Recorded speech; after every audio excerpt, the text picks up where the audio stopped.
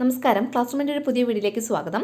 ഇന്ന് 8ാം ക്ലാസ്സിലെ ഫിസിക്സിലെ ഫസ്റ്റ് യൂണിറ്റായ മെഷർമെൻറ്റ്സ് ആൻഡ് യൂണിറ്റ്സ് അല്ലെങ്കിൽ അളവുകളും യൂണിറ്റുകളും ആ യൂണിറ്റിൻ്റെ ഫുൾ നോട്ടാണ് ഉൾപ്പെടുത്തിയിരിക്കുന്നത്. English medium Malayalam medium available ആണ്. First question, complete the table. താഴെ തന്നിട്ടുള്ള പട്ടിക പൂർത്തിയാക്കുക. തന്നിട്ടുള്ളത് ഇതാണ് പട്ടിക. സിറ്റുവേഷൻസ് കൊടുത്തിട്ടുണ്ട്. അതിൽ ഓരോന്നിനും അപ്രോപ്രിയേറ്റ് ആയിട്ടുള്ള ഫിസിക്കൽ ക്വാണ്ടിറ്റി അല്ലെങ്കിൽ ഭൗതിക അളവ് ഏതാണെന്ന് നമ്മളിവിടെ എഴുതണം. അപ്പോൾ നമുക്ക് ഈ ഒരു പട്ടിക കംപ്ലീറ്റ് ചെയ്യാം. ഫസ്റ്റ് കൊടുത്തിട്ടുള്ളത് measuring the depth of a pit. ഒരു പിറ്റ് എന്ന് വെച്ചാൽ കുഴി, ആ കുഴിയുടെ ആഴം അളക്കുന്നതിന് നമ്മൾ ഉപയോഗിക്കുന്ന ഫിസിക്കൽ ക്വാണ്ടിറ്റി ഏതാണ്? നീളം അല്ലേ, അല്ലെങ്കിൽ ലെങ്ത് അല്ലെങ്കിൽ നീളം. അടുത്ത next, measuring the weight of vegetables അല്ലെങ്കിൽ പച്ചക്കറിയുടെ തൂക്കം അളക്കുന്നു. അതിനേതാണ് ഉപയോഗിക്കുന്നത്? മാസ്. ഏതാണ്? മാസ് എന്ന് പറയുന്ന ഫിസിക്കൽ ക്വാണ്ടിറ്റിയാണ് നമ്മൾ അവിടെ ഉപയോഗിക്കുന്നത്. അടുത്തത്, taking measurements by a tailor. തയ്യൽക്കാരൻ അളവെടുക്കുന്നു. അവിടെ നമ്മൾ ഉപയോഗിക്കുന്ന ഫിസിക്കൽ ക്വാണ്ടിറ്റി ഏതാണ്? ലെങ്ത് അല്ലെങ്കിൽ നീളം എന്നുള്ള ഒരു ഫിസിക്കൽ ക്വാണ്ടിറ്റിയാണ് നമ്മൾ അവിടെ ഉപയോഗപ്പെടുത്തുന്നത്. അടുത്തത്, using stop watch in a race. ഒരു ഓട്ട മത്സരത്തിൽ നമ്മൾ സ്റ്റോപ്പ് വാച്ച് പ്രയോജനപ്പെടുത്തുന്നു. അവിടെ നമ്മൾ ഉപയോഗിക്കുന്ന ഫിസിക്കൽ ക്വാണ്ടിറ്റി എന്ന് പറയുന്നത് ടൈം അല്ലെങ്കിൽ സമയം എന്നുള്ളതാണ്. അടുത്തത്, മെഷറിംഗ് ബ്ലഡ് പ്രഷർ എന്ന് വെച്ചാൽ രക്തസമ്മർദ്ദം അല്ലെ. രക്തസമ്മർദ്ദം അളക്കുന്നതിന് നമ്മൾ ഉപയോഗിക്കുന്ന ഫിസിക്കൽ ക്വാണ്ടിറ്റി പ്രഷർ അല്ലെങ്കിൽ മർദ്ദം എന്നുള്ളത്. അടുത്തത്, മെഷറിംഗ് ബോഡി ഹീറ്റ് നമ്മൾ അളക്കുന്നതിന് വേണ്ടിയിട്ട് ഉപയോഗിക്കുന്ന ഫിസിക്കൽ ക്വാണ്ടിറ്റി ഏതാണ്? ടെമ്പറേച്ചർ അല്ലെങ്കിൽ ഊഷ്മാവ്. ശരീരത്തിൻ്റെ ചൂട് അളക്കാൻ വേണ്ടിയിട്ട് അല്ലേ, ബോഡി ഹീറ്റ് അളക്കാൻ വേണ്ടിയിട്ട് നമ്മൾ ഉപയോഗിക്കുന്ന ഫിസിക്കൽ ക്വാണ്ടിറ്റി ഏതാണ്? ടെമ്പറേച്ചർ അല്ലെങ്കിൽ ഊഷ്മാവ്. ഇതാണ് ഇതിൻ്റെ ആൻസേഴ്സ് എന്ന് പറയുന്നത്, മലയാളവും ഇംഗ്ലീഷ് മീഡിയവും. ഇനി, what is the difference between fundamental quantities and derived quantities? അടിസ്ഥാന അളവുകളും വ്യുൽപ്പന്ന അളവുകളും തമ്മിലുള്ള വ്യത്യാസങ്ങൾ എന്തെല്ലാം? ഫസ്റ്റ് നമുക്ക് ഇംഗ്ലീഷ് മീഡിയംകാർക്കുള്ളത് നോക്കാം. Fundamental quantities R quantities that exist independently and cannot be expressed in terms of other quantities. അതായത് മറ്റൊന്നിനെയും ഡിപ്പെൻഡ് ചെയ്യാതെ ഇൻഡിപെൻഡൻ്റ് ആയിട്ട് നിലനിൽക്കുന്ന ക്വാണ്ടിറ്റീസിനെയാണ് നമ്മൾ ഫണ്ടമെന്റൽ ക്വാണ്ടിറ്റീസ് എന്ന് പറയുന്നത്, അല്ലെങ്കിൽ അടിസ്ഥാന അളവുകൾ. And cannot be expressed in terms of other quantities. ഈ ഫണ്ടമെന്റൽ ക്വാണ്ടിറ്റീസിനെ മറ്റുള്ള ക്വാണ്ടിറ്റീസിനെ വച്ചിട്ട് നമുക്ക് എക്സ്പ്രസ് ചെയ്യാൻ കഴിയില്ല. മറ്റുള്ള ക്വാണ്ടിറ്റീസ് അല്ലെങ്കിൽ മറ്റുള്ള അളവുകൾ ഉപയോഗിച്ച് നമുക്ക് എക്സ്പ്രസ് ചെയ്യാൻ കഴിയില്ല. അങ്ങനെയുള്ള ക്വാണ്ടിറ്റീസിനെയാണ് നമ്മൾ എന്ത് പറയുന്നത്? ഫണ്ടമെന്റൽ ക്വാണ്ടിറ്റീസ് എന്ന് പറയുന്നത്. Length, mass, time, electric current, temperature, intensity of light, amount of substance and luminous intensity are the fundamental quantities. Fundamental ക്വാണ്ടിറ്റീസിന് എക്സാമ്പിൾസ് ആണ്. 7 ഫണ്ടമെന്റൽ ക്വാണ്ടിറ്റീസ് ആണുള്ളത്. ഏതൊക്കെയാണത്? Length, mass, time, electric current, temperature, intensity of light, amount of substance and luminous intensity. ഇത്രയാണ് fundamental quantities എന്ന് പറയുന്നത്. ഇത് പഠിച്ചോളണം കേട്ടോ. നമ്മൾ ഇതിൻ്റെ കുറച്ച് കഴിയുമ്പോൾ വീണ്ടും ഈ ഫണ്ടമെന്റൽ ക്വാണ്ടിറ്റീസ് ഏതൊക്കെയാണ്, അവയുടെ യൂണിറ്റ് ഏതൊക്കെയാണ് എന്നൊക്കെ ഉള്ളത് പറയും കേട്ടോ. ഇനി നമുക്ക് ഡെറൈവ്ഡ് ക്വാണ്ടിറ്റീസ് എന്താണെന്ന് നോക്കാം. Quantities that can be expressed in terms of fundamental quantities are called derived quantities. Fundamental quantities ഉപയോഗിച്ച് നമുക്ക് എക്സ്പ്രസ് ചെയ്യാൻ കഴിയുന്നത് അല്ലെങ്കിൽ പ്രസ്താവിക്കാൻ കഴിയുന്ന ക്വാണ്ടിറ്റീസിനെയാണ് നമ്മൾ എന്ത് പറയുന്നത്? ഡെറൈവ്ഡ് ക്വാണ്ടിറ്റീസ് എന്ന് പറയുന്നത്. ഡെറൈവ്ഡ് ക്വാണ്ടിറ്റീസിന് എക്സാമ്പിൾസ് ഏതൊക്കെയാണ്?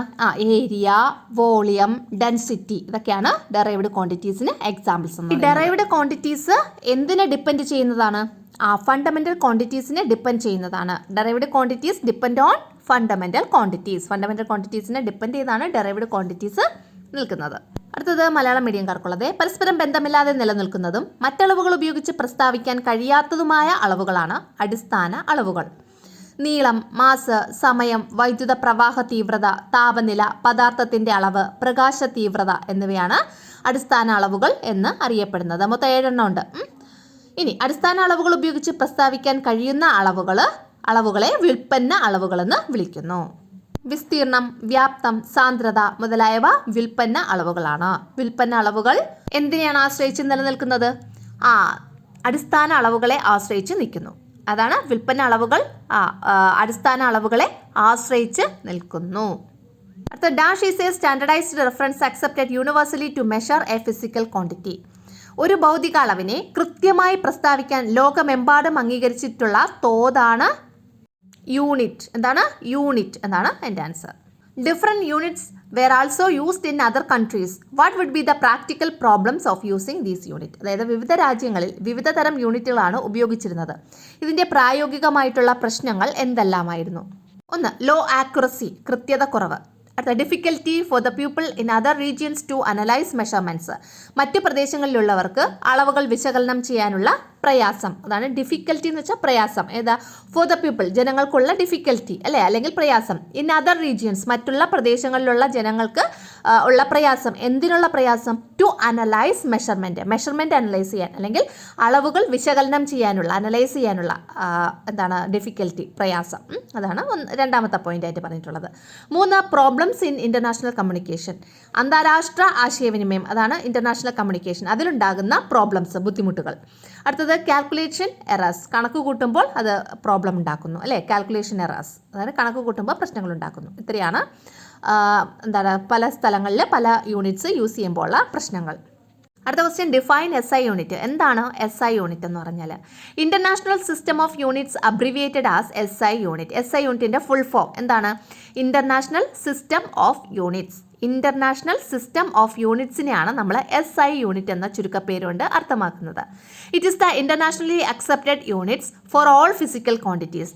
എല്ലാ ഫിസിക്കൽ ക്വാണ്ടിറ്റീസിനും ഇന്റർനാഷണലി, ലോകമെമ്പാടും അംഗീകരിച്ച, അക്സെപ്റ്റ് ചെയ്ത ഒരു യൂണിറ്റാണ് എന്തെന്ന് പറയുന്നത്? SI യൂണിറ്റ് എന്ന് പറയുന്നത്. മനസ്സിലായോ? എല്ലാ ഭൗതിക അളവുകൾക്കും ലോകമെമ്പാടും അംഗീകരിച്ച യൂണിറ്റുകളുണ്ട്. ഇതാണ് SI യൂണിറ്റുകൾ എന്നറിയപ്പെടുന്നത്. യൂണിറ്റുകളുടെ അന്താരാഷ്ട്ര പദ്ധതി അല്ലെങ്കിൽ ഇന്റർനാഷണൽ സിസ്റ്റം ഓഫ് യൂണിറ്റ്സ് എന്നതിൻ്റെ ചുരുക്കെഴുത്താണ് SI യൂണിറ്റുകൾ. International system of units. അടുത്ത, നീളത്തിൻ്റെ SI യൂണിറ്റ് ഏതാണ്? What is the SI unit of length? Metre അല്ലേ. അതിനെ റെപ്രസെൻറ്റ് ചെയ്യുന്നത് ലെറ്റർ ഏതാണ്?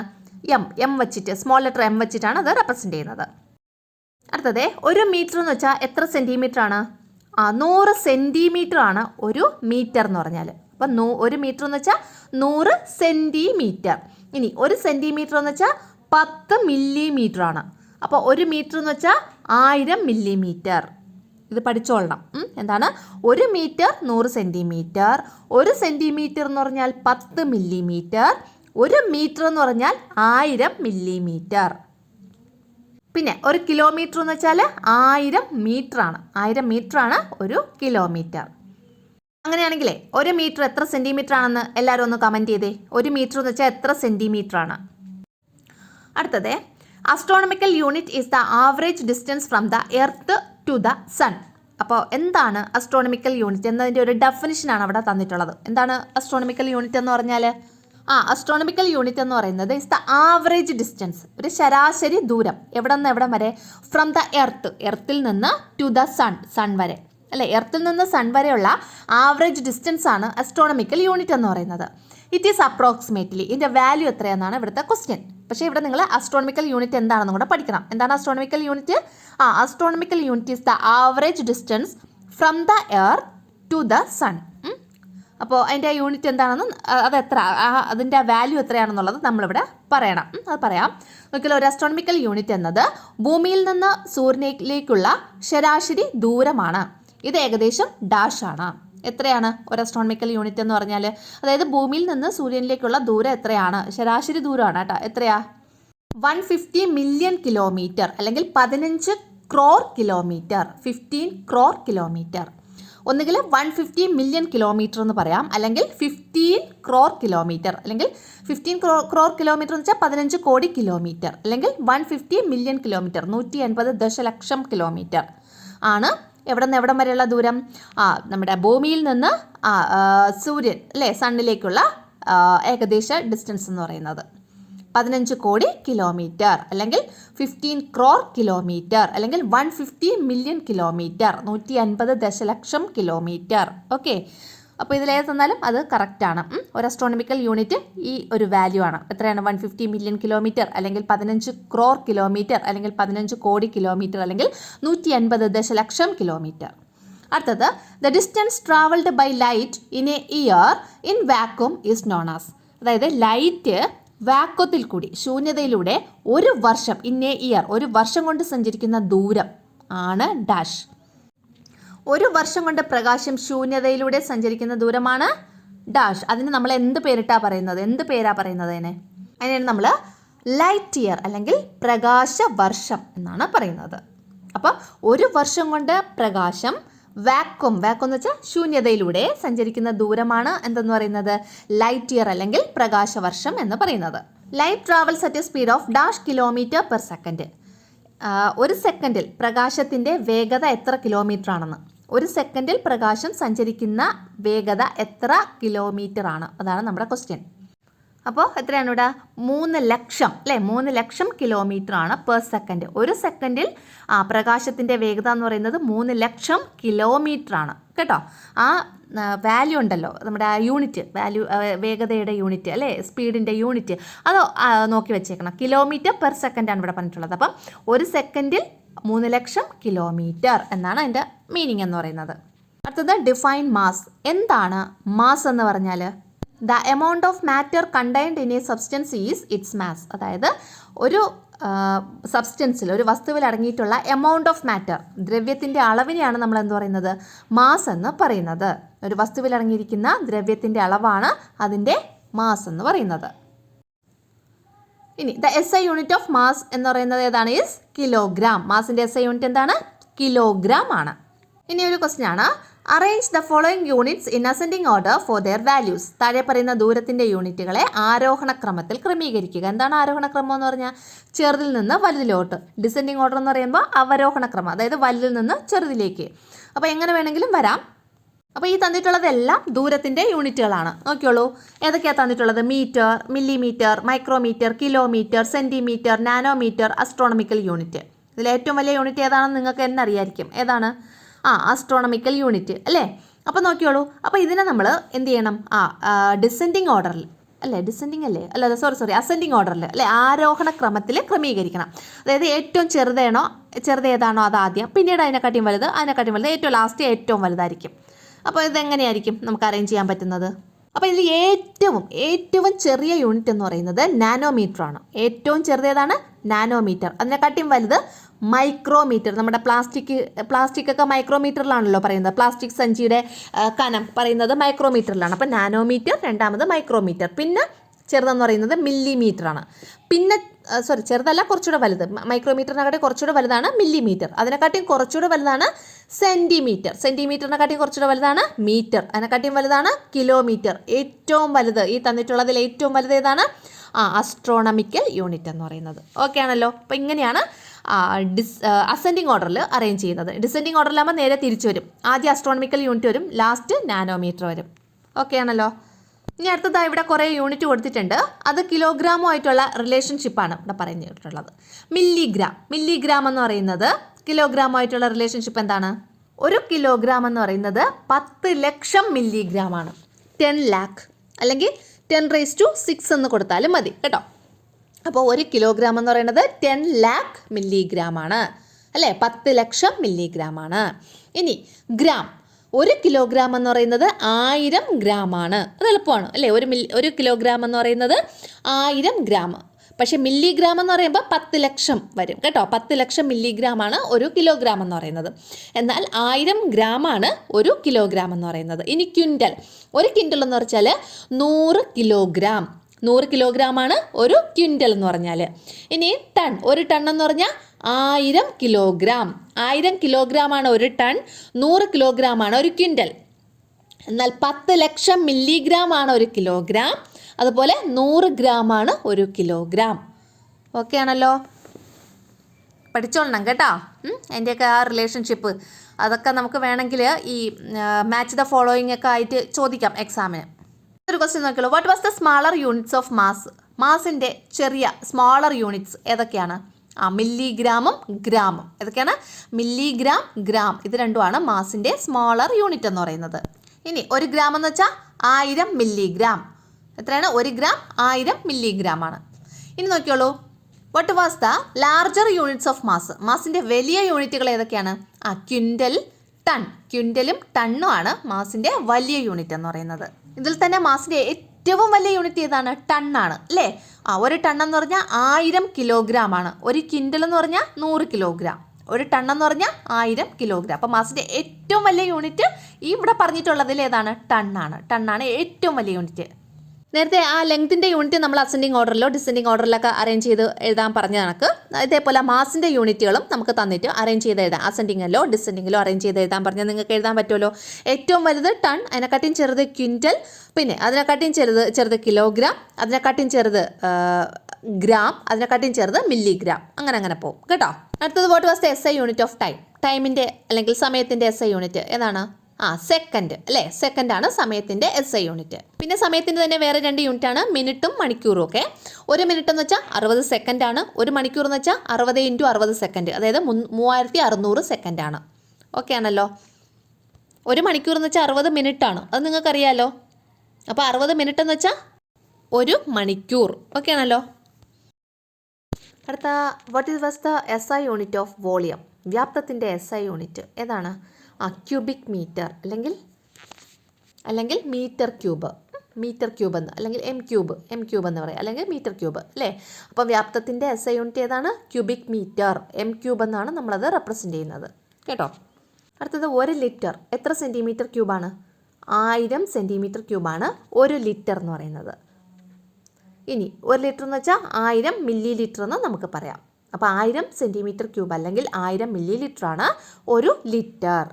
അടുത്ത dash is the mass of the substance in unit volume. ഒരു യൂണിറ്റ് വ്യാപ്തം പദാർത്ഥത്തിൻ്റെ മാസിനെ ഡാഷ് എന്ന് പറയുന്നു. എന്താ പറയുന്നത്? ഡെൻസിറ്റി എന്നാണ് പറയുന്നത്, അല്ലെങ്കിൽ സാന്ദ്രത. ഡെൻസിറ്റി കണ്ടുപിടിക്കാനുള്ള ഇക്വേഷൻ എന്താണ്? Mass by volume. Mass by വ്യാപ്തമാണ് ഡെൻസിറ്റി കണ്ടുപിടിക്കാനുള്ള ഇക്വേഷൻ എന്ന് പറയുന്നത്. അടുത്തത് what are the 7 fundamental quantities and their units? 7 അടിസ്ഥാന അളവുകളും അവയുടെ യൂണിറ്റുകളും ഏതെല്ലാമാണ്? First fundamental quantity length. ലെങ്തിൻ്റെ യൂണിറ്റ് ഏതാണ്? മീറ്റർ. രണ്ടാമത്തത് മാസിൻ്റെ യൂണിറ്റ് കിലോഗ്രാം. അടുത്തത് ടൈമിൻ്റെ യൂണിറ്റ് സെക്കൻഡ്. നാലാമത്തത് ടെമ്പറേച്ചറുടെ യൂണിറ്റ് എന്താണ്? കെൽവിൻ. അടുത്തത് ഇലക്ട്രിക് കറണ്ടിൻ്റെ യൂണിറ്റ് ആംപിയർ. പിന്നെ എമൗണ്ട് ഓഫ് സബ്സ്റ്റൻസ്, അതിൻ്റെ യൂണിറ്റ് മോൾ. പിന്നെ ലൂമിനസ് ഇൻറ്റൻസിറ്റി, അതിൻ്റെ യൂണിറ്റ് ക്യാൻഡല. മനസ്സിലായോ? അപ്പോൾ ഫണ്ടമെൻ്റൽ ക്വാണ്ടിറ്റി ആയ ലെങ്തിൻ്റെ SI യൂണിറ്റ് മീറ്ററാണ്. മീറ്ററിനെ റെപ്രസെൻ്റ് ചെയ്യുന്നത് M അല്ലേ. അതുപോലെ മാസ് കിലോഗ്രാം ആണ്, അതിനെ റെപ്രസെൻ്റ് ചെയ്യുന്നത് kg. ടൈം സെക്കൻഡാണ്, അതിനെ റെപ്രസെൻ്റ് ചെയ്യുന്നത് S. ടെമ്പറേച്ചർ കെൽവിൻ ആണ്, അതിനെ റെപ്രസെൻ്റ് ചെയ്യുന്നത് K. Electric current ampere, represent ചെയ്യുന്നത് ക്യാപിറ്റൽ A. അത് എമൗണ്ട് ഓഫ് സബ്സ്റ്റൻസ്, അതിൻ്റെ യൂണിറ്റ് എന്താണ്? മോളിനെ റെപ്രസെൻ്റ് ചെയ്യുന്നത് MOL, സ്മോൾ ലെറ്റർ ആണല്ല. അതുപോലെ ലൂമിനസ് ഇൻറ്റൻസിറ്റി, അതിൻ്റെ യൂണിറ്റ് ക്യാൻഡല, അത് റെപ്രസെൻ്റ് ചെയ്യുന്നത് CD എന്ന് പറയുന്ന ലെറ്റർ വെച്ചിട്ട്. അത് അടുത്ത മലയാളം മീഡിയംകാർക്കുള്ളത് അവിടെ കൊടുത്തിട്ടുണ്ട്. നീളം metre M, mass kilogram kg, സമയം സെക്കൻഡ് S, താപനില കെൽവിൻ K, അതുപോലെ വൈദ്യുത പ്രവാഹ തീവ്രത ആംപിയർ A, പദാർത്ഥത്തിൻ്റെ അളവ് MOL മോൾ, പിന്നെ പ്രകാശ തീവ്രത ക്യാൻഡല CD. അപ്പോൾ ഇതിൽ ഇപ്പോൾ പ്രകാശ തീവ്രത അല്ലെങ്കിൽ ലൂമിനസ് ഇൻറ്റൻസിറ്റിയുടെ SI യൂണിറ്റ് ഏതാണ് എന്ന് വെച്ചാൽ നമ്മൾ എന്താ എഴുതാനുള്ളത്? ക്യാൻഡല. അതിന് റെപ്രസെൻ്റ് ചെയ്യുന്നത് CD എന്ന് പറയുന്ന ലെറ്റർ വെച്ചിട്ട്. ഓക്കെ ആണല്ലോ. അപ്പോൾ അങ്ങനെ ചോദിക്കും കേട്ടോ. പദാർത്ഥത്തിൻ്റെ അളവ് അല്ലേ, എമൗണ്ട് ഓഫ് സബ്സ്റ്റൻസ്, അതിൻ്റെ SI യൂണിറ്റ് ഏതാണ്? മോൾ. അതിനെ റെപ്രസെൻ്റ് ചെയ്യുന്നത് MOL എന്ന് വെച്ചിട്ട്.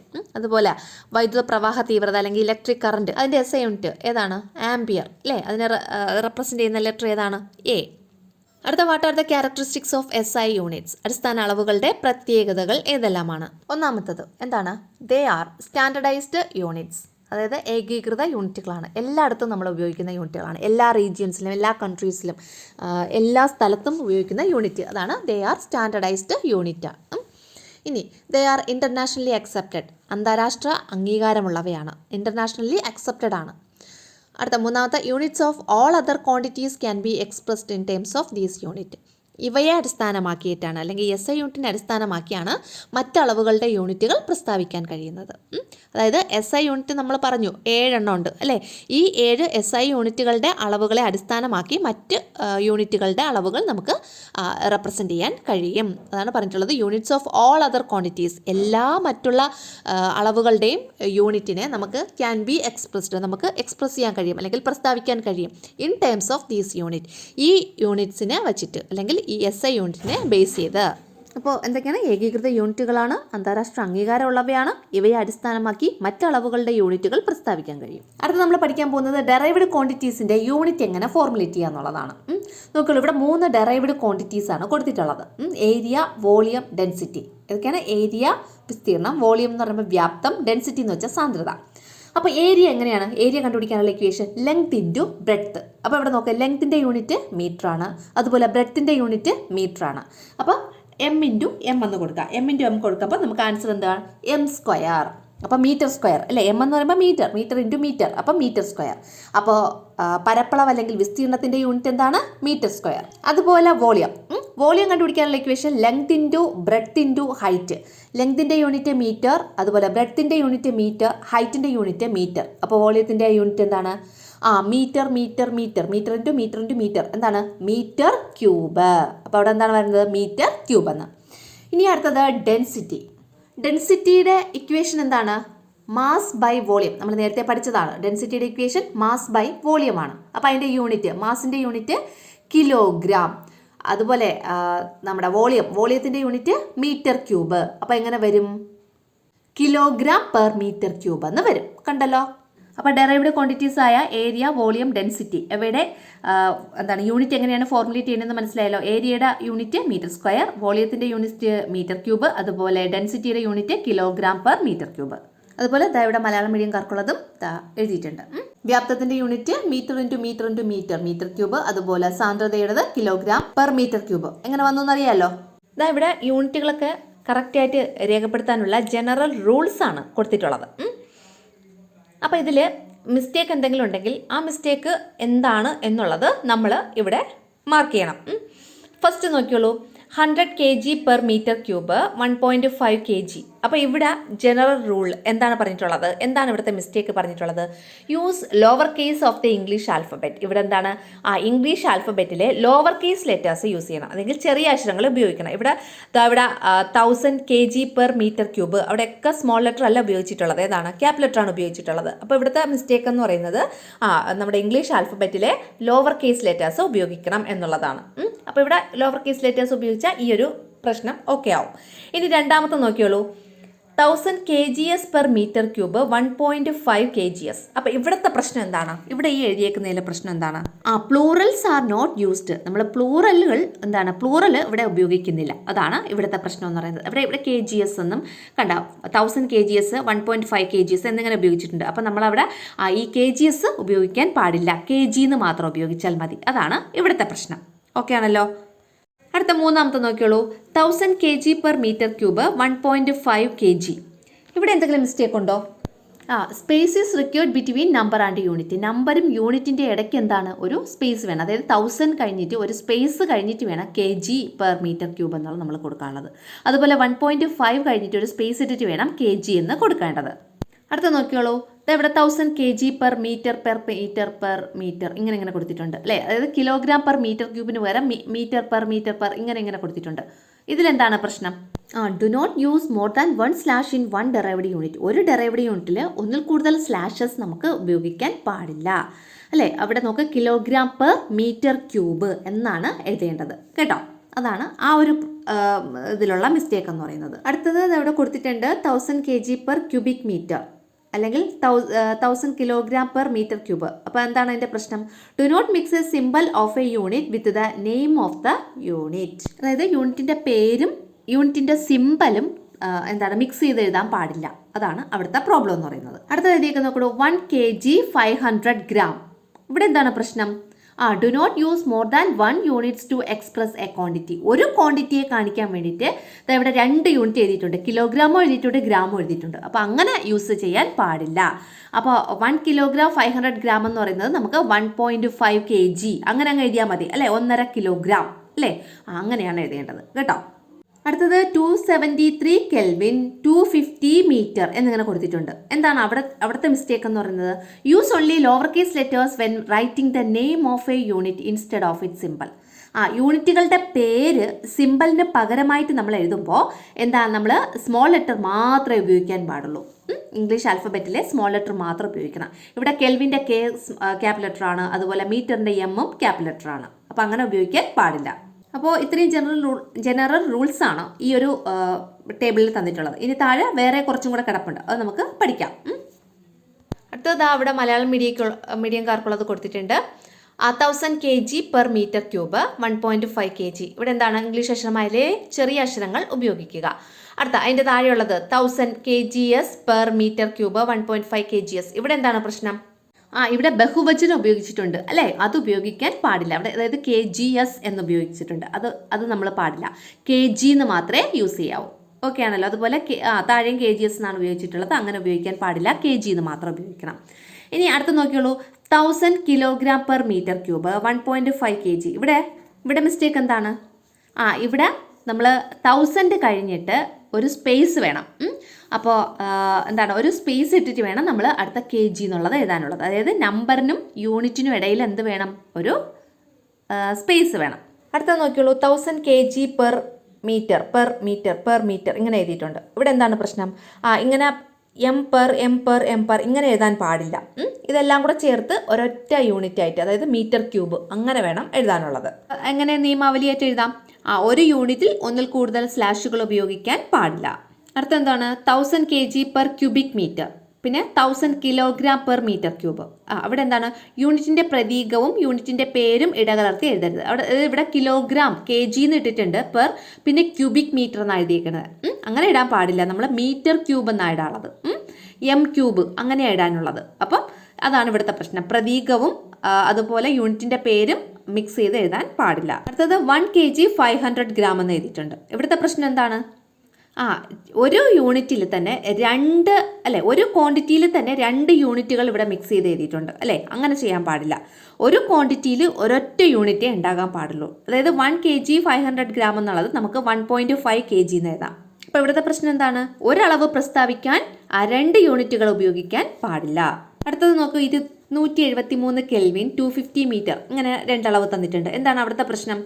യൂണിറ്റുകളുടെ പേര് പ്രതീകത്തിന് പകരമായി എഴുതുമ്പോൾ ചെറിയ അക്ഷരങ്ങൾ മാത്രം ഉപയോഗിക്കുക. ഇവിടെ കെൽവിൻ്റെ K ക്യാപിറ്റൽ ലെറ്റർ ആണ്, അപ്പോൾ അത് ഉപയോഗിക്കാൻ പാടില്ല അങ്ങനെ. അതുപോലെ മീറ്ററിൻ്റെ M ക്യാപിറ്റൽ ലെറ്റർ ആണ്, അതും അങ്ങനെ ഉപയോഗിക്കാൻ പാടില്ല. എല്ലാം സ്മോൾ ലെറ്റർ ആണ് എഴുതേണ്ടത്. അപ്പോൾ K സ്മോൾ ലെറ്റർ ആയിരിക്കണം, M സ്മോൾ ലെറ്റർ ആയിരിക്കണം. അതാണ് ഇവിടുത്തെ പ്രശ്നം എന്ന് പറയുന്നത്. മനസ്സിലായല്ലോ?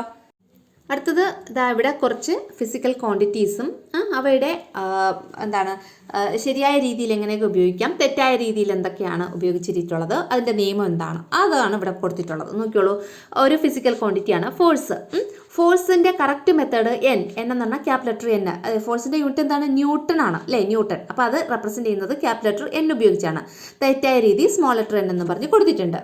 അപ്പോൾ ഇവിടെ എന്താ അതിൻ്റെ റൂൾ പറഞ്ഞിട്ടുള്ളത്? The symbols of the units formed from the names of individuals should be written using upper case of the English alphabet. അതായത് ന്യൂട്ടൺ എന്ന് പറയുന്ന ഒരു വ്യക്തിയുടെ പേരിൽ നിന്നാണ് ഈ ഫോഴ്സിൻ്റെ യൂണിറ്റ് അല്ലേ, ബലത്തിൻ്റെ യൂണിറ്റായ N രൂപപ്പെട്ടിരിക്കുന്നത്. അപ്പോൾ അതുകൊണ്ട് നമ്മളത് എന്തായിട്ട് ഉപയോഗിക്കണം?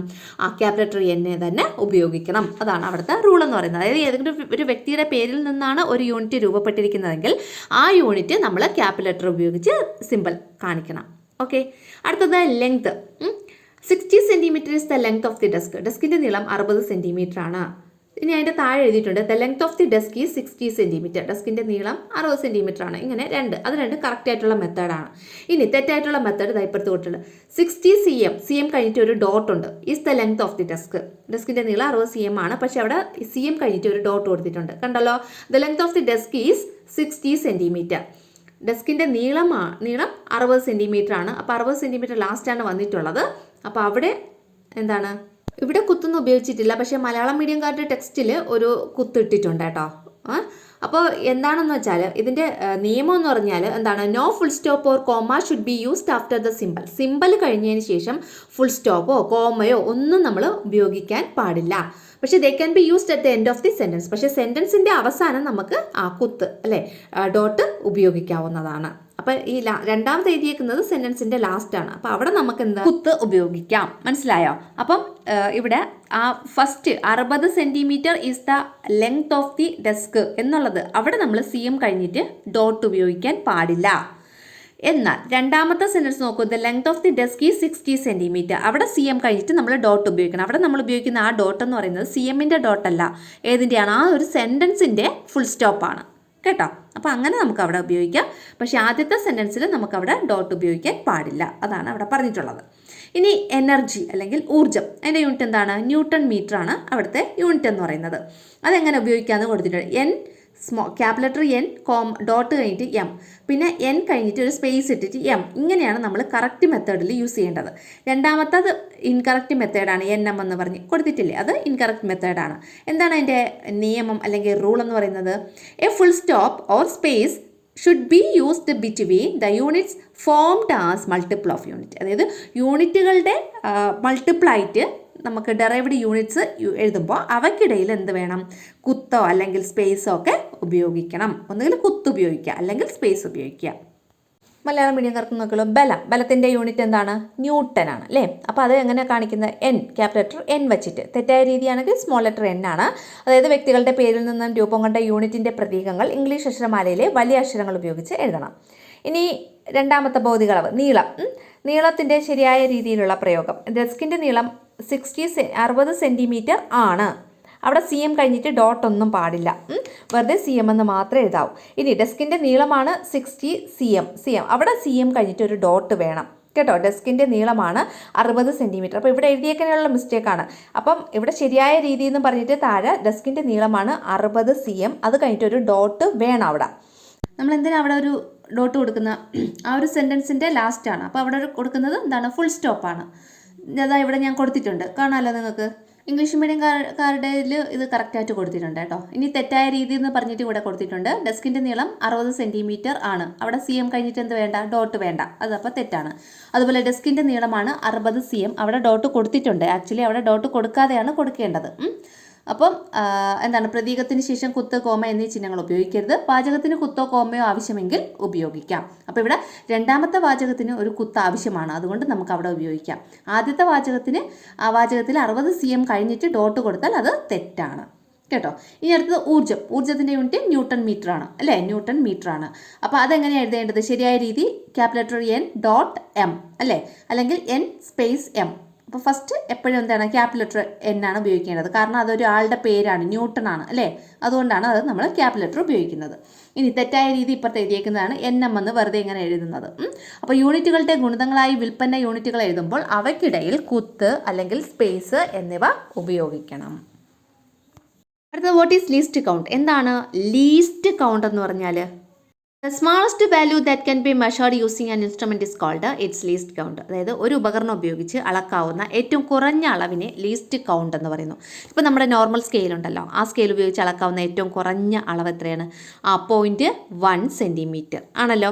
അപ്പോൾ അങ്ങനെയുള്ള അളവിനെയാണ്. അപ്പോൾ ആ ഒരു സ്കെയിൽ എന്ന് പറയുന്ന ഉപകരണം ഉപയോഗിച്ച് നമുക്ക് അളക്കാൻ പറ്റുന്ന ഏറ്റവും ചെറിയ യൂണിറ്റ് 0.1 സെൻറ്റിമീറ്റർ ആണ്. അപ്പോൾ ഇത് ഇങ്ങനെയുള്ള ആ ഒരു അളവിനെയാണ് നമ്മൾ എന്ത് പറയുന്നത്? ലീസ്റ്റ് കൗണ്ട് എന്ന് പറയുന്നത്. അപ്പോൾ ഈ 0.1 സെൻറ്റിമീറ്ററിനെക്കാട്ടിലും കുറഞ്ഞ അളവുകൾ നമുക്ക് അളക്കാൻ പറ്റും. അതിനുവേണ്ടി നമ്മൾ ഉപയോഗിക്കുന്ന ഉപകരണങ്ങളുണ്ട്. അത് നിങ്ങൾ +2 ഒക്കെ ആകുമ്പോൾ നമുക്കതിൻ്റെ എക്സ്പെരിമെൻ്റൊക്കെ ചെയ്യേണ്ടി വരും, ലാബിലൊക്കെ പോയിട്ട്. അപ്പോൾ ആ ഉപകരണങ്ങൾ വെർനിയർ കാലിപ്പേഴ്സ്, സ്ക്രൂ ഗേജ് എന്നിങ്ങനെയൊക്കെ അറിയപ്പെടുന്നു. അപ്പോൾ ഈ ഒരു വീഡിയോ നിങ്ങൾക്ക് ഉപകാരപ്രദമാവുകയാണെങ്കിൽ നമ്മുടെ ചാനലൊന്ന് സബ്സ്ക്രൈബ് ചെയ്യുക, വീഡിയോ ഒന്ന് ലൈക്ക് ചെയ്യുക, നിങ്ങളുടെ കൂട്ടുകാർക്കായിട്ടൊന്ന് ഷെയർ ചെയ്ത് കൊടുക്കുക. താങ്ക്